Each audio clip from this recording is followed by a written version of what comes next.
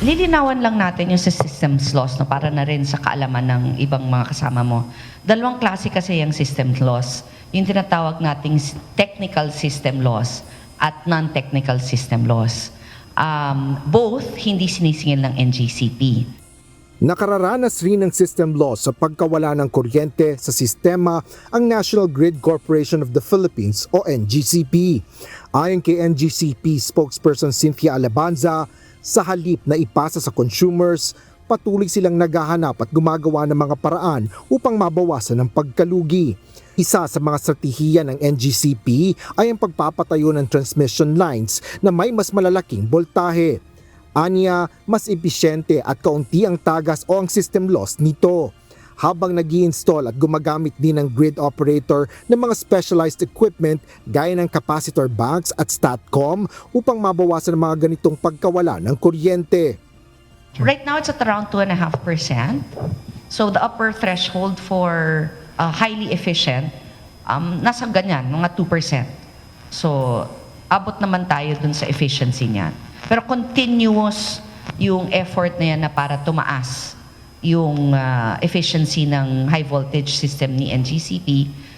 Kaya patuloy yung pagpapalaki ng facilities, ng mga linya, pagpapaganda, pag-upgrade ng mga substation, pagtatayo ng STATCOM. Mayroong dalawang uri ang system loss. Isa dito ang technical system loss o pagkawala ng kuryente habang dumadaloy sa mga transmission line na karaniwang nagmumula sa init na nililikha sa mga kable.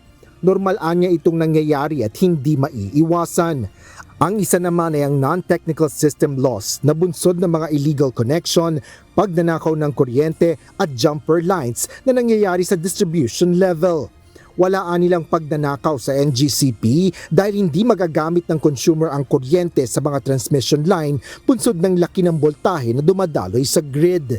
Binigyan diin ng NGCP na mga ganitong non-technical loss ay tungkulin ng mga distribution utility na tugunan at hindi ng transmission operator. Dagdag pa ng NGCP, may mga katumbas na teknolohiya na maaaring gamitin sa distribution at generation level para mabawasan ang system loss. Bagaman malaking hamon nila ito sa mga electric cooperative dahil sa magkaibang financial model. Is there technology available at the distribution level similar to what NGCP is installing? Yes. There is also technology that the same technology like STATCOM can also be implemented on the generation side. Kasi yung STATCOM and capacitor bank, technology lang yan eh. Parang yan transformer o kable o a piece of equipment that is available to all parts of the system. Depende na lang kung sinong gustong mag-avail.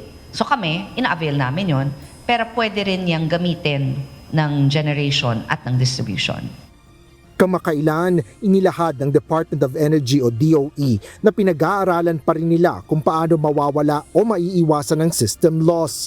Kasunod dito ng panawagan ni Pangulong Ferdinand Marcos Jr. sa kanyang ikalimang State of the Nation Address o SONA na alisin na ang anyay unnecessary charges kabilang na ang system loss sa bill ng kuryente ng mga consumer. Habang bumubuo ng task force ang DOE, katuwang ang iba't ibang ahensya ng pamahalaan para sa non-technical system loss na dulot pangunahin ng pilferage o pagdanakaw ng kuryente.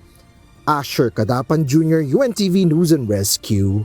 Diyos ang aming sandigan, serbisyo publiko ang aming pinahahalagahan.